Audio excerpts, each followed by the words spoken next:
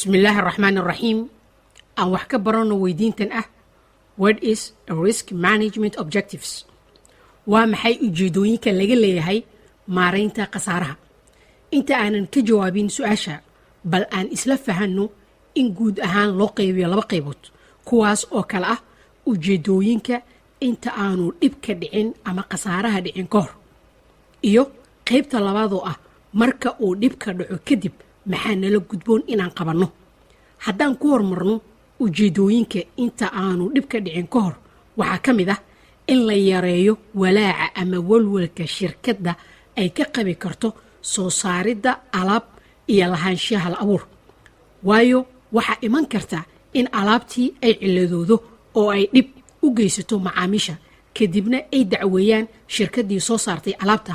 taa oo keeni karta in shirkadda ay musallafto haddii magdhow ay maxkamaddu ku xukumi doonto shirkadda ay badan tahay tusaale 2017 shirkadda Samsung waxa ay dib ugu aruurisay suuqyada Galaxy Note 7 markii ay cilado xoogan sida xitaa inuu moobilka keligii iska qarxo ay dhacday haddaba si ay shirkadda u yarayso culayskaas laga yaabo in uu dhaco waa in ay leedahay qaabkii ay ku wajihi lahayd culays noocaas oo kala ah sida in ay adeegsato caymis oo sidii aan ka soo hadalnay haddii aanay shirkadda caymis lahayn waxaa xitaa ku iman karta in shirkadda musallafto midda kale waa meelmarinta iyo hoggaansaminta shuruucda waddanka taa oo looga gol leeyahay si loo yareeyo dhibka iman kara oo waxaa laga rabaa shirkadda in ay shaqaalaha u diyaariso meel aamin ah oo ay ku shaqayn lahaayeen haddii kale dhibka iman kara ayaa badanaya dowladdana waxaa laga yaabaa inay ganaax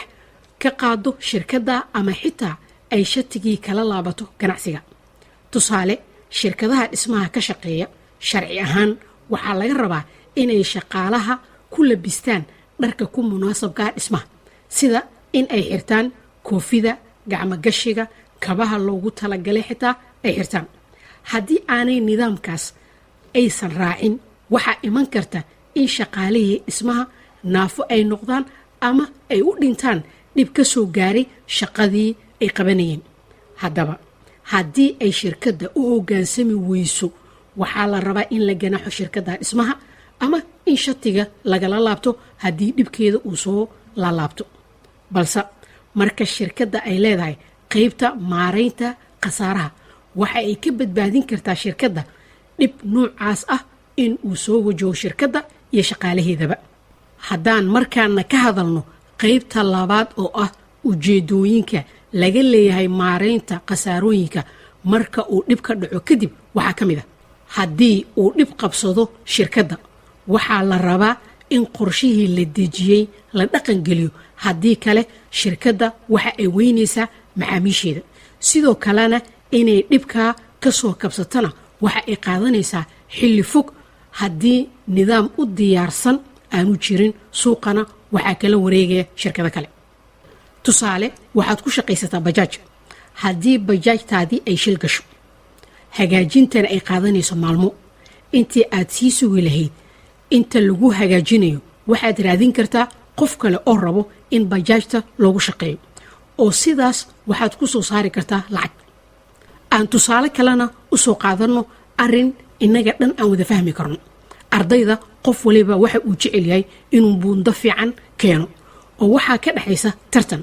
sidaa oo ay tahay qof waliba maada ayuu ku fiican yahay semester waliba haddii marka ay brofeesarada cashirada bixiyaan kadib arday waliba la dhaho samari ka samee maadada aad ku fiican tahay kadibna la wadaag shaqadii ardayda kale waxay dhammaantood wada gaari karaan horumar ballaaran balse ogow intii aan ku fakiri lahayn cadkaanuu ku cunay ama ku ciidee aan ku bedelno gacmo wadajir ayay wax ku qabtaan haddii taa la dhaqangeliyana waxaa la gaari karaa horumar ka ballaaran midkaada jira ganacsiguna waa sidaa oo kale oo waxaa la dhahaa win-win situation ama aan wada guulaysano oo waxaa la rabaa in bangiyadii shirkadaha isgaarsiinta iyo wixii la halmaala ay wada shaqeeyaan ficilna u bedelaan wada shaqaynta oo aanay noqon oo keliya heshiis la saxiixay oo aanan meel la marin sidoo kale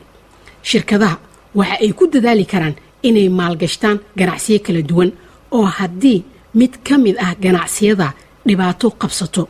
ay lacagta ka helaan meel kale waxaana la sameeyaa wax la dhaho diversification. sidoo kale waxaa laga rabaa in milkiilayaasha shirkadda ka fakiraan xitaa sidii culayska looga yarayn lahaa shaqaalaha iyo bulshada guud ahaanba marka uu dhib dhaco. tusaale, haddii bangi uu musallafo, macaamiisha waxa ay weynayaan dhigaalkoodii, dadkii ka shaqaynayay waxa ay weynayaan mushaaraadkoodii. balse si dhibkaa loo yareeyo, bangiga waxa bilowga hore uu lahaan karaa caymis oo markii dhib noocaasoo kale ah dhaco diyaar u ah inuu samato bixiyo bangiga. xog dheeraada oo ku saabsan risk management iyo insurance waxaad ka dhagaysan kartaa lifaaqa hoose oo aan hadda koor kaga soo hadalnay. mahadsanidin waa inoo mar kale haddii rabbi idmo.